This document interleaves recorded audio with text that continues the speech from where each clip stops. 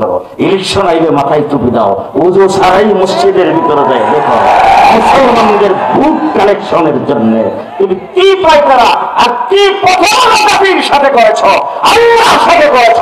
তোমার জায়গা জমিনের উপরও হবে না, জমিনের নিচেও হবে। যাই হোক, দীর্ঘ সময় আপনারা তো ওয়াজ নসিহত শুনেছেন। যে সমস্ত কথাবার্তা ওলামায়ে কেরাম আপনাদের সামনে আলোচনা করেছেন, এইগুলিকে মেহেরবানি করে বাড়িতে নিয়ে যাবেন ইনশাআল্লাহ। কোশ্চেন 5 জন সবাই বাড়িতে নিয়ে যাবেন, নিয়ে যাবেন। মাদ্রাসার এখানকার মাদ্রাসার যিনি মোহতাবেন, আশেপাশের মসজিদের যারা ইমাম, ওনাদেরকে বলবো আগামীকাল থেকে যদি নামাজের জামাতে মুসল্লি বেশি হয়, মনে করবেন ওয়াজে কাজ হয়েছে। আমার বন্ধুগণ, আমি আপনাদের সামনে ওয়াজ করার জন্য দাঁড়াই নাই, কয়েকটি কথা বলার জন্য দাঁড়াইছি। আমরা সবাই মুসলমান, দেশটা মুসলমানের দেশ। ঐতিহাসিক ভাবে সত্য, দেশটা মুসলমানের দেশ। 1947 সালে আমরা স্বাধীনতা অর্জন করেছিলাম। ইংরেজদের বিরুদ্ধে 200 বছর লড়াইয়ের পরে ইংরেজ যখন এই দেশ থেকে যাওয়ার সিদ্ধান্ত গ্রহণ করেছে আমাদের লাঠি রান্নার বাড়িতে, তখন এই দেশটাকে 2 ভাগে ভাগ করেছেন। একটা হলো হিন্দুস্তান আর একটা হলো পাকিস্তান। হিন্দুস্তান যেখানে হিন্দু মেজরিটি, সেটার নাম হবে হিন্দুস্তান। যেখানে মুসলমান অধ্যুষিত, সেটার নাম হবে পাকিস্তান। 1947 সনে আমরা পূর্ব পাকিস্তানের অংশ হয়েছিলাম মেজরিটি মুসলমান হওয়ার কারণে। পশ্চিম পাকিস্তানিরা আমাদের উপর জুলুম নির্যাতন করেছেন, আমাদেরকে শোষণ করেছেন, আমাদের মাল সম্পদ লুণ্ঠন করেছেন। এই জন্য বঙ্গবন্ধু শেখ মুজিবের নেতৃত্বে 1971 সালে আবার 9 মাস রক্তক্ষয়ী লড়াই করে মুক্তিযুদ্ধকে বাংলাদেশ নামে দেশটাকে স্বাধীন করেছে। শিক্ষিত সমাজ যারা আমার কথা নিশ্চয়ই আপনারা সাই দিবেন, যদি আমরা পূর্ব পাকিস্তানের অংশ না হতাম, দেশ স্বাধীন করা এত সহজ ছিল না। মুসলমানদের মেজরিটির ভিত্তিতে যদি 1947 সালে স্বাধীনতা অর্জন না করতাম, স্বাধীন না হতাম, আমরা 71 স্বাধীনতা অর্জন করতে পারতাম না। যেমনি করে কাশ্মীর 70 বছর পর্যন্ত আন্দোলন করে স্বাধীনতা অর্জন করতে পারে না। এই ঐতিহাসিক ভাবে সত্য, দেশটা মুসলমানের দেশ। মুসলমান মেজরিটির জন্যই আমরা দেশে এসেছি। ঠিক না বেশি? ঠিক না বেশি? আমাদের 3 দিক বিজাতিদের বেষ্টনী। যারা গুজরাটের মুসলমানদেরকে কুচকাটা করে, যারা কাশ্মীরের মুসলমানদেরকে হত্যা করে, যারা বাবরি মসজিদকে ধ্বংস করে, যারা মুসলমানদের গরু জবাই করতে দেয় না, যারা মুসলমানদের উপর শোষণ নির্যাতন করে, এরকম বিজাতিরা আমাদের 3 দিক ঘেরাও করে রেখেছেন। আরেক দিক বঙ্গোপসাগর। আমাদের দেশটা মুসলমান, এই কারণে বাবরি মসজিদ যখন ধ্বংস করে আমাদের দেশের মানুষ লং মার্চ করে। কাশ্মীরি মুসলমানদের উপর যখন আক্রমণ করে তখন আমাদের দেশের মানুষ রাজপথে লড়াই করে। যখন এই দেশে এই সমস্ত খুনিরা যখন আসতে চায় তখন দেশের মানুষ প্রতিরোধে দাঁড়ায়। এই অবস্থাটা দেখে গোটা বিশ্বের সমস্ত বিজাতিরা ঐক্যবদ্ধ হয়েছে বাংলাদেশ থেকে ইসলামকে দূরে সরিয়ে দেওয়ার জন্য। 1 নম্বর হাতিয়ার হলো স্কুল, কলেজ, ইউনিভার্সিটির শিক্ষা থেকে ইসলামী শিক্ষাকে বিতাড়িত করে দেওয়া। ব্যঙ্গের নাচ শিখাইবার জন্য স্কুলের দরকার, হাসের ডাক শিক্ষার জন্য স্কুলের দরকার, পেন শিখাইবার জন্য স্কুলের দরকার। দেশের 92% মুসলমানের দেশের, মুসলমানদের রাজস্বের, মুসলমানদের ট্যাক্সের পয়সায় পরিচালিত স্কুলের ভিতরে মুসলমানের সন্তানেরা লেখাপড়া করবে। সেখানে উজু শিক্ষা দেওয়া হবে না, তায়াম্মুম শিক্ষা দেওয়া হবে না, গোসল শিক্ষা দেওয়া হবে না, নামাজ শিক্ষা দেওয়া হবে না, পাক নামাজ শিক্ষা দেওয়া হবে না, হালাল হারাম শিক্ষা দেওয়া হবে না, কোরআন শিক্ষা দেওয়া হবে না, সূরা কারাত শিক্ষা দেওয়া হবে না, দোয়া কালাম শিক্ষা দেওয়া হবে না। মুসলমানদের কোনো কিছু শিক্ষা না দিয়ে বিজাতিদের শিক্ষা সেই জায়গায় দিয়ে আজকে মুসলমানদের সন্তানদেরকে মূর্খ জাহেলে পরিণত করার চেষ্টা করা হচ্ছে। আজকে আমার দেশের শিক্ষিত সমাজের যারা বুদ্ধিজীবী সেজেছেন, বড় বড় ডিগ্রি হাসিল করেছেন, ব্যারিস্টার, ডাক্তার, ইঞ্জিনিয়ার, তাদের যখন মা বাপ ইন্তেকাল করে জানাজাটাও ঠিক মতন করতে পারে না।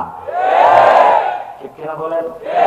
আমার দেশের বড় বড় বুদ্ধিজীবীর, বড় বড় শিক্ষিত সমাজের অনেক বড় বড় লিডাররা যখন ইন্তেকাল করে তখন তাদের জানাজার দৃশ্য দেখলে হাসি ছাড়া কিছু আসে না।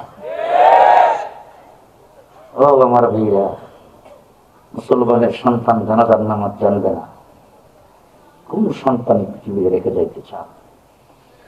জন্য আমি শুধু একটা কথা আপনাদের সামনে বলতে আসছি। 1 নম্বর, আজকের মাহফিল থেকে অঙ্গীকার করে যাব, মৃত্যু পর্যন্ত মুসলমান হিসাবে বসবাস করব ইনশাআল্লাহ। পারবেন? পারবেন? পারবেন? পারবেন? আজকে গুজরাটে মুসলমানদের উপর যে নির্যাতন হয়েছে, কাশ্মীরে মুসলমানদের উপর যে নির্যাতন হয়েছে, আরাকানে মুসলমানদের উপর যে নির্যাতন হয়েছে, ফিলিস্তিনের মুসলমানদের উপর যেইভাবে নির্যাতন হচ্ছে, সিরিয়ার মুসলমানদের উপর যেইভাবে নির্যাতন হচ্ছে, আমার বাংলাদেশ আল্লাহর দরবারে দোয়া করব, আল্লাহ যেন এই সমস্ত পরিণতির থেকে আমাদেরকে হেফাজত করেন, দেশটাকে যেন আল্লাহ পাক হেফাজত করেন, এই দেশে যেন এই ধরনের অবস্থা সৃষ্টি না হয়, এই জন্য আল্লাহর দরবারে দোয়া করব।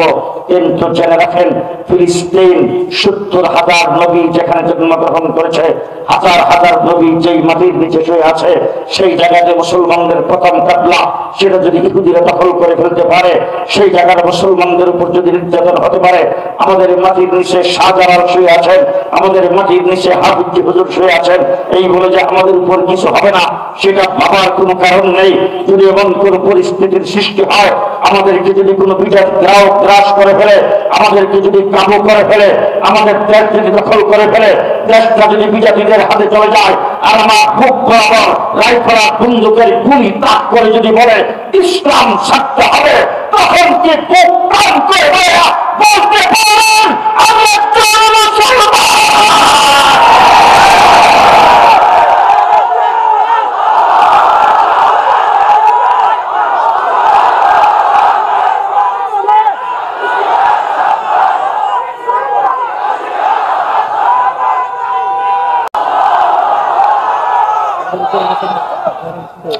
সকাল সন্ধ্যা রাত্র দিন 24 ঘন্টা আমাকে এই খেয়াল করতে হবে যে আমি একজন মুসলমান।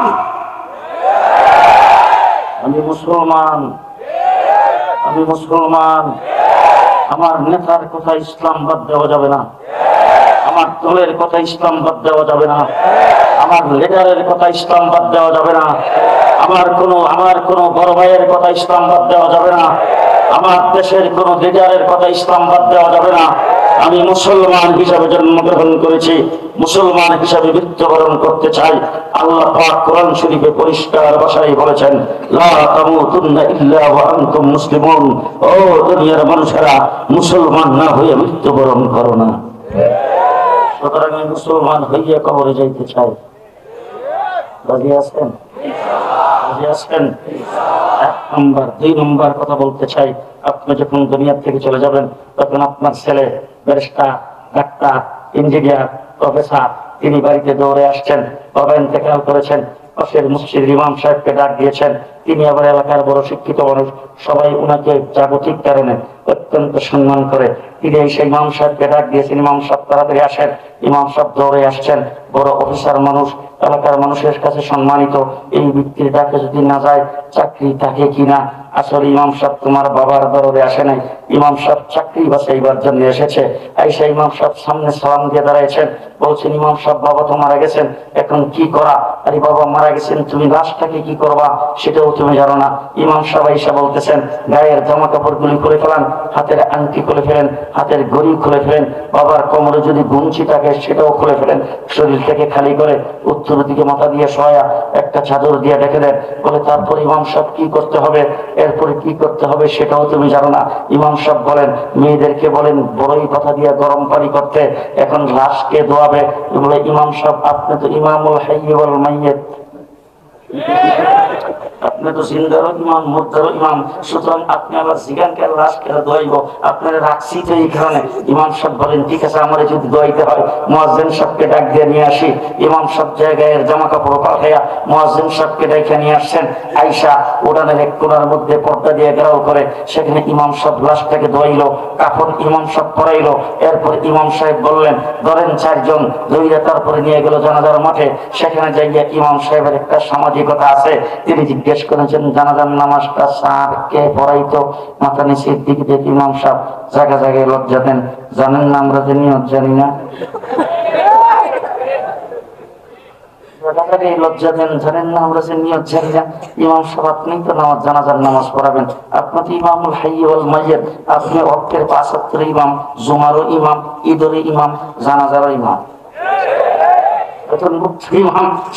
ইমাম সাহেব জানাজার ময়দানে দাঁড়িয়েছেন, লাশটাকে সামনে নিয়ে। এবার ইমাম সাহেব যে জানাজা পড়তেন গেছেন, এটি কিন্তু ইমাম সাহেবের ফরমালিটি, চাকরি বাসাইতে, কথা বুঝেন না কেন? বাস, আর তুমি ইমাম সাহেবের পাশে দাঁড়িয়েছ, তোমার মা তোমার বাবার জানাজাটাকে সামনে নিয়ে ইমাম সাহেব আল্লাহু আকবার করে নিয়ত বাঁধে দোয়া কালাম ঠিকই পড়তেছেন, আর তুমি নিয়ত বাঁধি না।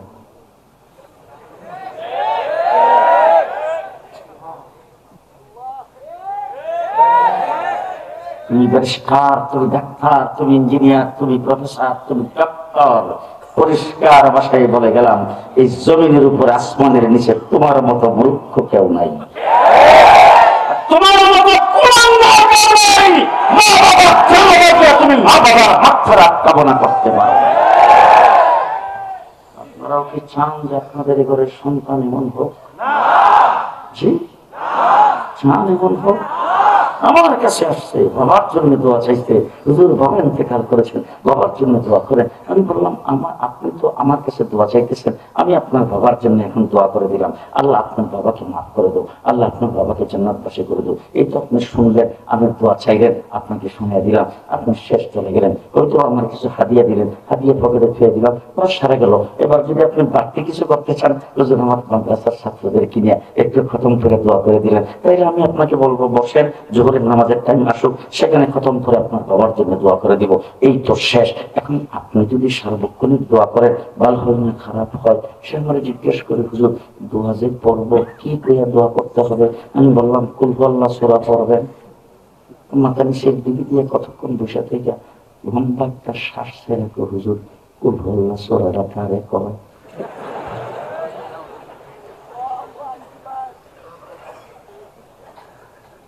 রাগ করতেছেন?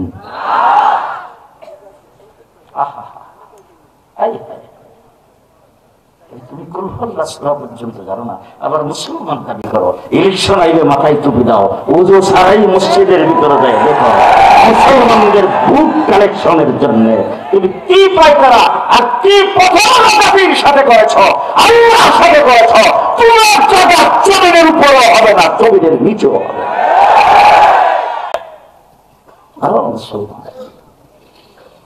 এই জন্য আমি দুইটা দিক, আমাদের দুইটা দিক ভালো করে মনে রাখতে হবে। একটা হলো ইসলামের গাছের উপরে আমার নবী রক্ত দিয়েছে। আজকে আমাদের দেশে কোনো ব্যক্তি যদি জীবন দেয়, মিছিলে যায় যদি মারা যায়, হরতালে যায় যদি মারা যায়, রাস্তাঘাটে পরে যদি মরে, তাইলে আমাদের দেশের নেতারা কর্মীরা স্লোগান দেয় এমুকের পবিত্র রক্ত ব্যথা যেতে দেব না। আমি আপনাদেরকে বলতে চাই, আমার নবীর চাইতে পবিত্র রক্ত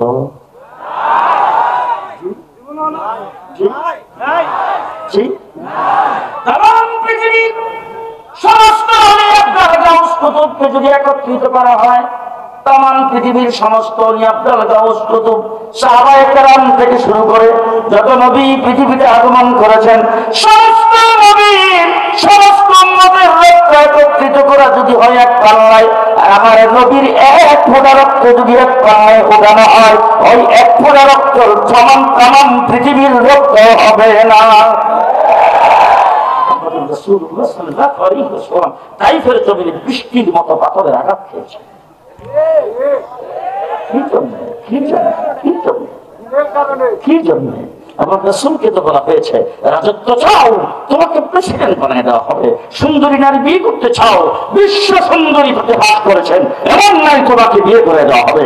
অর্থ সম্পদ চাও, গোটা পৃথিবীর বিখ্যাত ধনী তোমাকে বানিয়ে দেওয়া হবে। আল্লাহ নবী বলেছেন, আপনাকে এই প্রস্তাব দিয়েছে, ভালো করে শুনে রাখেন।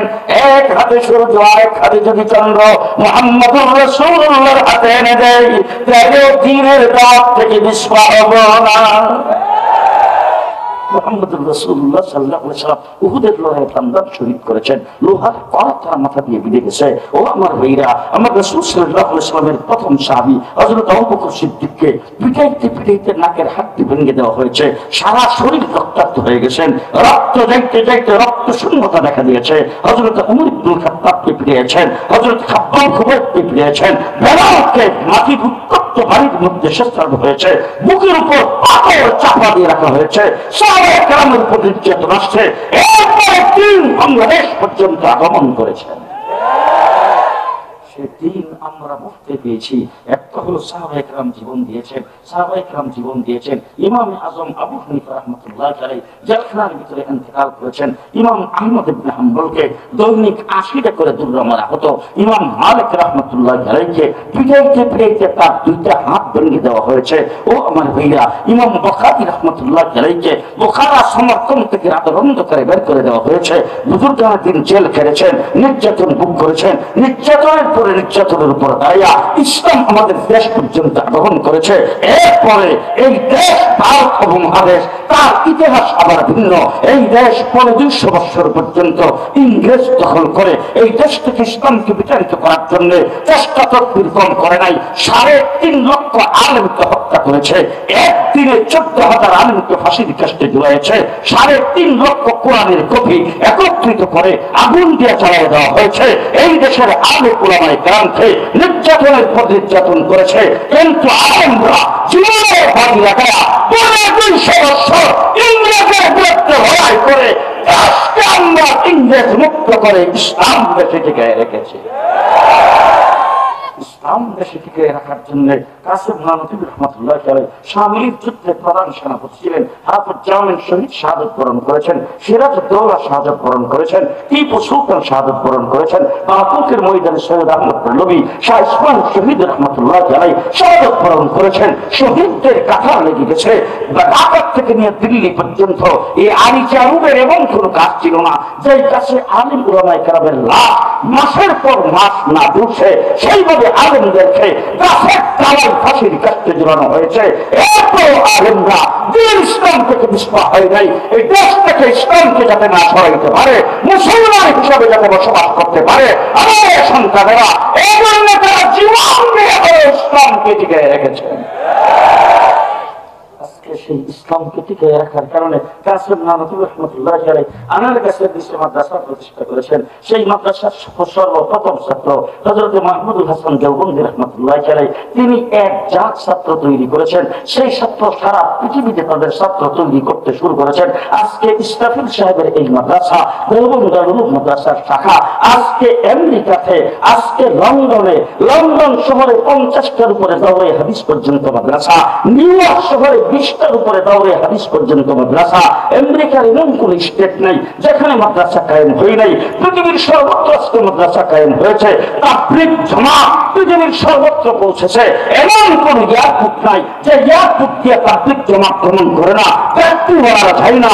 এমন কোন দেশ নাই যেখানে তাবলীগের দাওয়াত চলছে না। তাবলীগ জামাতের দাওয়াতে আমেরিকা রিপোর্ট করেছে 32 লক্ষ মানুষ তাদের দাওয়াতে ইসলাম কবুল করেছে।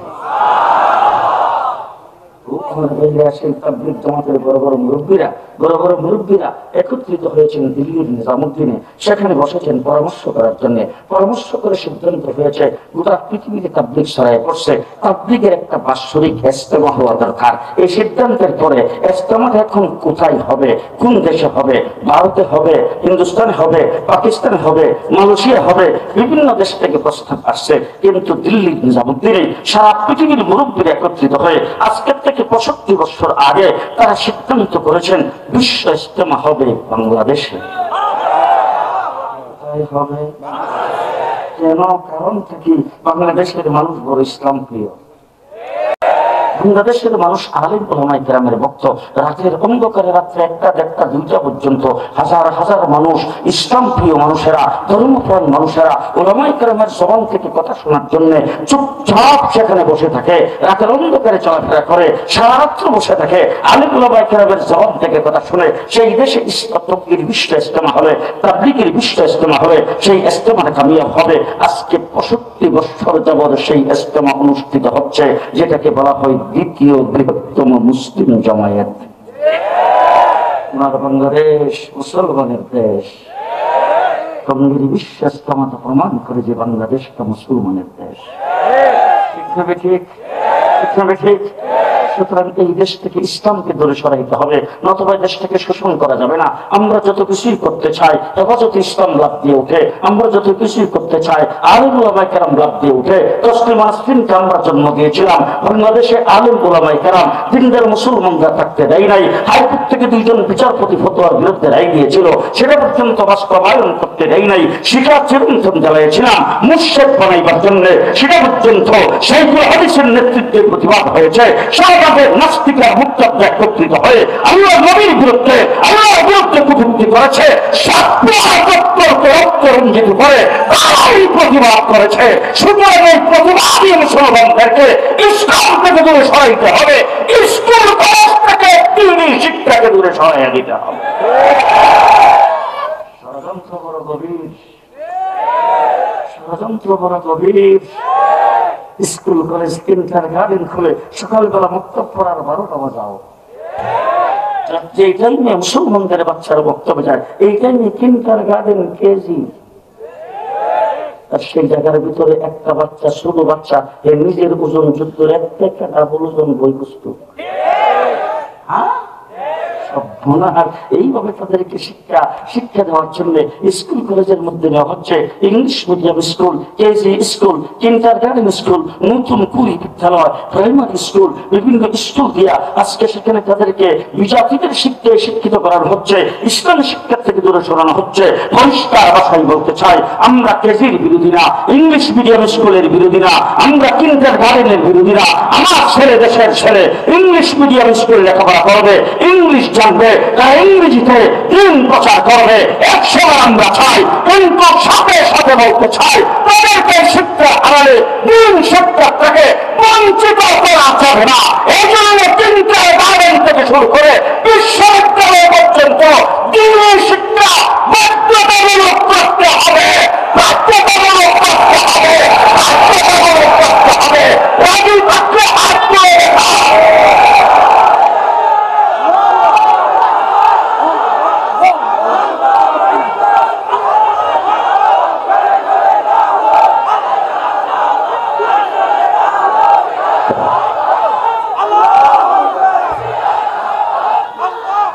আজকে তোমরা সংসদে দাঁড়িয়ে বলো, সংসদে দাঁড়িয়ে বলো, মাদ্রাসার ছাত্রদেরকে কি শিক্ষা দেওয়া হয় সরকার জানে না, প্রশাসন জানে না।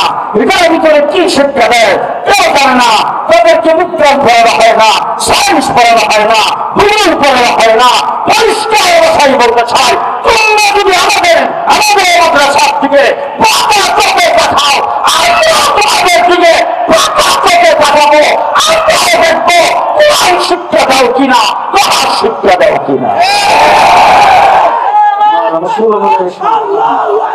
আমার মুসলমানের সন্তান নামাজ শিক্ষা করবে না, তা হতে পারে না। আমার মুসলমানের সরকার জানাজা শিক্ষা করবে না, তা হতে পারে না। আমার মুসলমানের সন্তান ঈদের নামাজ শিক্ষা করবে না, তা হতে পারে না। আমার মুসলমানের সন্তান হালাল হারাম শিক্ষা করবে না, তা হতে পারে। ঠিক আজকে যদি হালাল হারাম জানা থাকতো, পাক না ভাত যদি না থাকতো, বেগম পাড়ায় বাড়ি হতো না। আজকে যদি হালাল হারাম জানা থাকতো, দেশের টাকা পয়সা বিদেশে চালানো হতো না।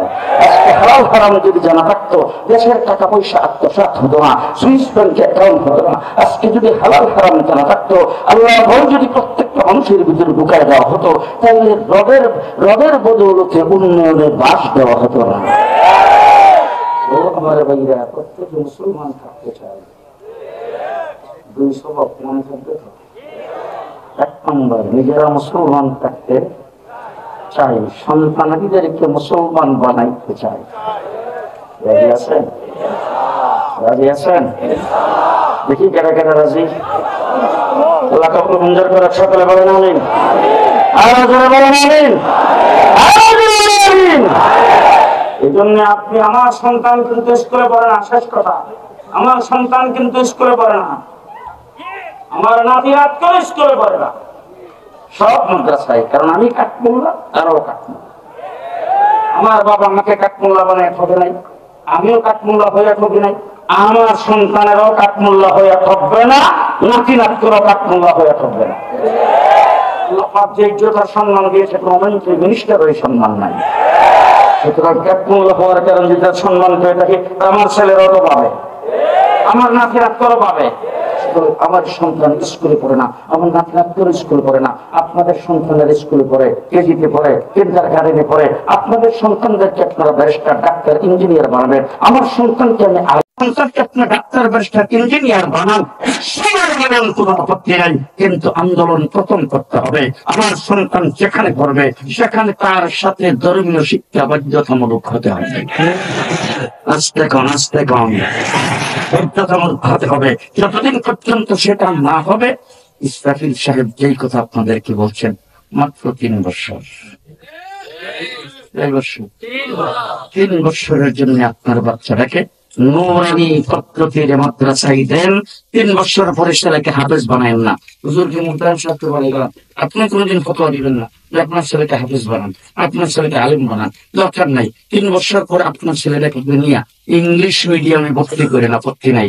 কিন্তু মাজারা কোরআন শরীফ 3 বছরে কমপ্লিট করবে, সাথে সাথে মাসনুন দোয়াগুলি মুখস্থ হবে, আল্লাহ পাকের 99টা নাম মুখস্থ হবে, সাথে সাথে তার 5 ওয়াক্ত নামাজের 60টা মাসলা মুখস্থ হবে, রুকু সিজদা সহি হবে, ওযু সহি হবে, গোসল সহি হবে, পাক শিখবে, হাতে পায়ে মুখখানা শিখবে, মাথা উঁচু করা শিখবে, মাথা থেকে পায়ের কথা পর্যন্ত সুন্নাত শিখবে, চলাফেরার মধ্যে সুন্নাত শিখবে। সবকিছু শিখে 3 বছর পরে স্কুলে ভর্তি করায়। আল্লাহ তৌফিক দান করুন। রাগ করছেন কেন? কথা রাগ করেন নাকি? আমার জন্য দোয়া করবেন, আমি আপনাদের জন্য দোয়া করি। আল্লাহ পাক এই মাদ্রাসাকে কবুল করুন। আল্লাহ পাক ইসরাফিল হোসেন সাহেবের নেক মকসদকে আল্লাহ পাক পুরা করুন। এই মাদ্রাসাকে দিনের আমার কাজ বানিয়ে দেন। সকলে বলেন আমিন। ওয়া আখিরু দাওয়ানা